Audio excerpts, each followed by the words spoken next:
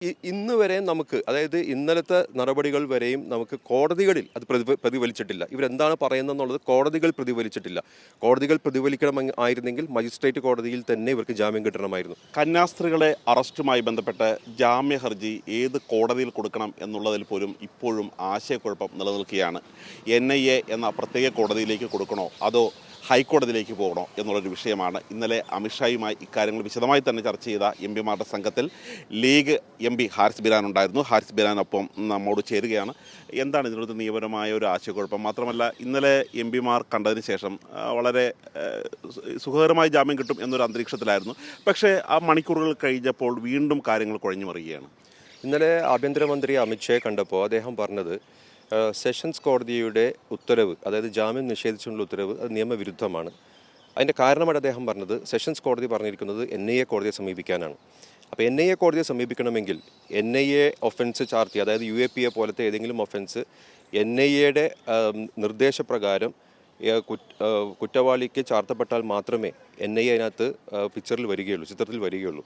അങ്ങനെ NIA ചിത്രത്തിൽ വന്നാൽ മാത്രമേ NIA കോടതിക്ക് ആ കേസ് എടുക്കാനുള്ള അധികാരപരിധിയുള്ളൂ. അപ്പോൾ ഈ കേസിൽ അങ്ങനെയൊന്നും ഉണ്ടായിട്ടില്ല. NIA-യുടെ അന്വേഷണം വേണമെന്നുണ്ടെങ്കിൽ സംസ്ഥാന സർക്കാർ NIA ഡയറക്ടർക്ക് അപേക്ഷിക്കണം. NIA ഡയറക്ടർ അപേക്ഷ കിട്ടിക്കഴിഞ്ഞ് കഴിഞ്ഞാൽ കേന്ദ്ര ആഭ്യന്തരമന്ത്രിയുടെ സാങ്ഷൻ വന്നു കഴിഞ്ഞാൽ മാത്രമേ ഒരു NIA അന്വേഷിക്കുന്ന ഒരു കേസായി മാറുകയുള്ളൂ. അപ്പോൾ NIA അന്വേഷിക്കാത്തൊരു കേസ് ഒരിക്കലും NIA കോടതി എടുക്കാൻ പാടില്ല, അധികാരപരിധിക്ക് പുറത്താണ്. അതാണ് ഇന്നലെ അമിത്ഷാ ഞങ്ങളുടെ അടുത്ത് പറഞ്ഞത്. അങ്ങനത്തെ ഉള്ള കേസല്ലാത്തത് കാരണം NIA കോടതിക്ക് ഇതിനകത്ത് അധികാരപരിധിയില്ല. അതുകൊണ്ട് സെഷൻസ് കോടതി തന്നെയാണ് ഇത് കേൾക്കേണ്ടത്. അപ്പോൾ ആ ഉത്തരവ് നിയമവിരുദ്ധമാണ്. ആ ഉത്തരവിനെതിരെ എന്തായാലും ഛത്തീസ്ഗഡ് സർക്കാരും ഹൈക്കോടതിയിൽ അപ്പീൽ സമർപ്പിക്കും. പക്ഷേ അപ്പീൽ സമർപ്പിക്കുക എന്നൊക്കെ പറയുമ്പോൾ കുറച്ച് സമയം പോകുന്ന ഒരു കാര്യമാണ്. ചിലപ്പോൾ ഒരാഴ്ച വരെയൊക്കെ എടുക്കാം.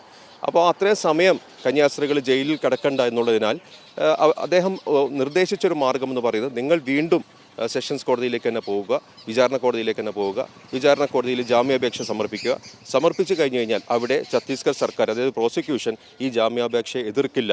അപ്പോൾ പിന്നെ ജാമ്യം പെട്ടെന്ന് കിട്ടും. അതിപ്പോൾ ഇന്ന് സമർപ്പിക്കുകയാണെങ്കിൽ ഇന്ന് തന്നെ ജാമ്യം കിട്ടും എന്നുള്ളതായിരുന്നു അദ്ദേഹം ഇന്നലെ പറഞ്ഞത്. അതിന് ഞങ്ങൾക്ക് വളരെ സംതൃപ്തരായിരുന്നു. പക്ഷേ പുറത്തിറങ്ങി വൈകിട്ടായപ്പോഴേക്കുമാണ് സെഷൻസ് കോടതി മിനിയാന്നാൾ പാസ്സാക്കിയ ഉത്തരവിൻ്റെ കോപ്പി നമുക്ക് കിട്ടുന്നത്. ആ കോപ്പി കിട്ടിയപ്പോൾ അതിനകത്ത് വളരെ വ്യക്തമായിട്ട് എഴുതിയിരിക്കുന്നുണ്ട്, ഛത്തീസ്ഗഡ് സർക്കാരിൻ്റെ വാദമാണ് ആ കോടതിയിൽ ഉണ്ടായിരുന്നത്. ആ വാദം എന്തായിരുന്നു? ഈ പറയുന്ന സെഷൻസ് കോടതിക്ക് അധികാരപരിധിയില്ല, ഇത് NIA കോടതിക്ക് മാത്രമേ ഇതിനുള്ള അധികാരപരിധിയുള്ളൂ, അതുകൊണ്ട് NIA കോടതിയിലേക്ക് വിടണമെന്ന് ഛത്തീസ്ഗഡ് സർക്കാർ തന്നെ കോടതിയുടെ മുമ്പിൽ വാദിച്ചിരിക്കുകയാണ്. ആ വാദം അംഗീകരിച്ചുകൊണ്ടാണ് സെഷൻസ് കോടതിയുടെ ഉത്തരവ് വന്നിരിക്കുന്നത്.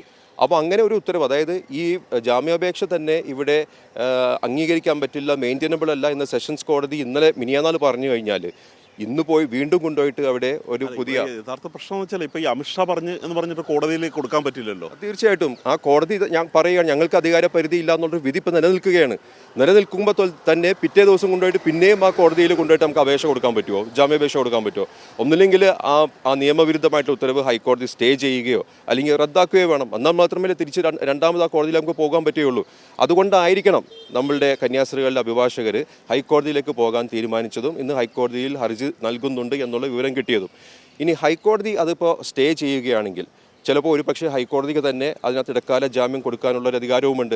അവിടെ വന്നിട്ട് സർക്കാരിൻ്റെ വക്കീൽ പറയുകയാണ് ജാമ്യം കൊടുക്കുന്നതിൽ ഞങ്ങൾക്ക് ബുദ്ധിമുട്ടില്ല എന്ന് പറയുകയാണെങ്കിൽ ഒരുപക്ഷെ ഹൈക്കോടതിക്ക് തന്നെ ജാമ്യം കൊടുക്കാനുള്ളൊരു അധികാരമുണ്ട്. അപ്പോൾ രണ്ട് കാര്യം ഹൈക്കോടതിയിൽ നിന്ന് നമുക്ക് ആവശ്യപ്പെടണം. ഒന്ന്, ഈ സെഷൻസ് കോടതിയുടെ ഉത്തരവ് സ്റ്റേ ചെയ്യുകയും അതേപോലെ തന്നെ ഇടക്കാല ജാമ്യത്തിന് വേണ്ടിയിട്ട് ഇന്ന് ഹൈക്കോടതിയിൽ നമുക്ക് കൊടുക്കുകയും വേണം. ഇന്നലെ അമിത്ഷാ പറഞ്ഞതുപോലെ ഛത്തീസ്ഗഡ് സർക്കാർ ഹൈക്കോടതിയിൽ അത് ജാമ്യം എതിർത്തില്ലെങ്കിൽ ഇന്ന് തന്നെ അവർക്ക് ഹൈക്കോടതിയിൽ നിന്ന് നമുക്ക് ജാമ്യം കിട്ടാവുന്നതാണ്. ഹാരിസ് ബിരാനോട് അവസാനമായ ഒരു കാര്യം ചോദിച്ചോട്ടെ. ഇതിപ്പോൾ കാര്യങ്ങളൊന്നും അറിയാതെയല്ലല്ലോ അമിത്ഷായെ പോലൊരു ആളിങ്ങനെ പറയുന്നത്. അപ്പോൾ സ്വാഭാവികമായും ഒരു ജാമ്യം നിരസിച്ച ഒരു കോടതിയിലേക്ക് തന്നെ ഹർജിയായിട്ട് വീണ്ടും പോകാൻ പറ്റില്ല എന്നുള്ള കാര്യം നിയമ വിദ്യാർത്ഥികൾക്ക് പോലും അറിയാവുന്ന ഒരു കാര്യമാണ്. അപ്പോൾ ഇവർ വീണ്ടും ഇൻസിസ്റ്റ് ചെയ്യുന്നത്, സെഷൻ കോടതിയിൽ തന്നെ പോകാൻ ഉദ്ദേശിക്കുന്നത്, ഇവരെ ജയിലിൽ കിടക്കുന്നത് അങ്ങനെ നീട്ടിക്കൊണ്ടു പോവുകയും അങ്ങനെ ഛത്തീസ്ഗഡിൽ ആ തരത്തിലുള്ള ഇപ്പോഴും കോടതിക്ക് മുന്നിൽ വലിയ തരത്തിലുള്ള സംഘർഷം ഉണ്ടാക്കിക്കൊണ്ടിരിക്കുകയാണ് ബജറംഗ് പ്രവർത്തകർ. അവരെ ഒന്ന് തണുപ്പിക്കാനുള്ള ഒരു രീതി കൂടി ആകുമോ? തീർച്ചയായിട്ടും സംശയിക്കേണ്ടിയിരിക്കുന്നു. കാരണം അവരിപ്പോൾ ജയിലിലായിട്ട് ഏകദേശം 8 ദിവസമായി. ഇതിപ്പോൾ നമ്മളിപ്പോൾ പാർലമെൻറ്റിൻ്റെ അകത്തും പുറത്തും ഇതിനു വേണ്ടിയിട്ട് ഒച്ച വെച്ചുകൊണ്ടിരിക്കുന്നത് തുടങ്ങിയിട്ടും ഏകദേശം 4-5 ദിവസമായി. നമ്മളുടെ MP-മാർ അവിടെ പോയതും ഏകദേശം 4-5 ദിവസം മുമ്പാണ്. അപ്പോൾ ഇതെല്ലാവർക്കും അറിയാവുന്ന സംഗതിയാണ്. കന്യാസ്ത്രീകൾ ആദ്യം മജിസ്ട്രേറ്റ് കോടതിയിൽ ജാമ്യാപേക്ഷ നൽകി, അവിടെയും ഛത്തീസ്ഗഡ് സർക്കാർ എതിർത്തു. അതിനുശേഷം ഇവിടെ നിന്നൊരു BJP പ്രതിനിധി പോയിട്ട് ഇനി മുഖ്യമന്ത്രി പറഞ്ഞിട്ടുണ്ട് എതിർക്കില്ല എന്ന് പറഞ്ഞിട്ടതിന് ശേഷമാണ് സെഷൻസ് കോടതിയിൽ കേസ് വന്നിട്ട് അവിടെയും അവർ എതിർക്കുക മാത്രമല്ല ആ കോടതിക്ക് അധികാരപരിധി ഇല്ലെന്ന് വരെ പറയുകയും ചെയ്തു. അപ്പോൾ ഇവർ ഇവിടെ പറയുന്നതിന് ഘടകവിരുദ്ധമായിട്ടാണ് കോടതികൾ പ്രവർത്തിച്ചുകൊണ്ടിരിക്കുന്നത്. ഇന്നലെ ഇപ്പോൾ നമ്മുടെ അടുത്ത് പറഞ്ഞപ്പോൾ നമ്മളെല്ലാവരും സംതൃപ്തരായി. പക്ഷേ ഇതിനകത്ത് വസ്തുതാവിരുദ്ധമായിട്ടുള്ള ഇത്ര കാര്യമുണ്ട് എന്നുള്ളത് ആ സമയത്ത് നമുക്ക് അറിയില്ലായിരുന്നു. ആ സമയത്ത് അറിഞ്ഞിരുന്നെങ്കിൽ അപ്പം തന്നെ നമുക്ക് ചോദിക്കാമായിരുന്നു ഇങ്ങനെയല്ല സിറ്റുവേഷൻ എന്നുള്ളത്, സ്ഥിതിവിശേഷം വളരെ വ്യത്യസ്തമാണെന്ന് നമുക്ക് പറയാമായിരുന്നു.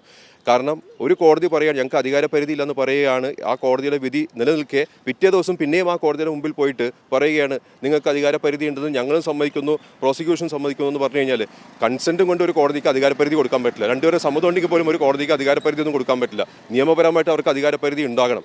ആ അധികാരപരിധി ഇല്ല എന്ന് പറഞ്ഞ വിധി ഹൈക്കോടതി സ്റ്റേ ചെയ്താൽ മാത്രമേ പിന്നെ സെഷൻസ് കോടതിക്ക് ആ പറയുന്ന ജാമ്യാപേക്ഷ പരിഗണിക്കാൻ പറ്റുകയുള്ളൂ. അപ്പോൾ ഇന്നിപ്പോൾ ഹൈക്കോടതിയിൽ പോവുകയാണെങ്കിൽ അവർക്ക് സ്റ്റേ കിട്ടുകയും അതോടുകൂടി ഇടക്കാല ജാമ്യം കിട്ടുകയും ചെയ്താൽ മാത്രമേ കന്യാസ്ത്രീകൾക്ക് ഇന്നോ നാളെയായിട്ട് പുറത്തു വരാൻ പറ്റൂ. അപ്പോൾ നമുക്ക് ചുരുക്കി ഒരു കാര്യം പറയാം. ഈ BJP നേതാക്കന്മാർ ഈ MP-മാർക്കും ഇപ്പോൾ സംസ്ഥാന അധ്യക്ഷൻ രാജീവ് ചന്ദ്രശേഖർ മാധ്യമങ്ങളോടും പിന്നീട് ക്രൈസ്തവ മേലധ്യക്ഷന്മാരോടും പറയുന്നത് അവർ സഹായിക്കുകയാണെന്നാണ്. പക്ഷേ ഫലത്തിൽ കോടതികളിൽ സഹായം അവരുടേത് കിട്ടുന്നില്ല എന്ന് തന്നെയല്ല മനസ്സിലാക്കുന്നത്. ഈ ഇരട്ടത്താപ്പ് തന്നെയല്ലേ ഇത്?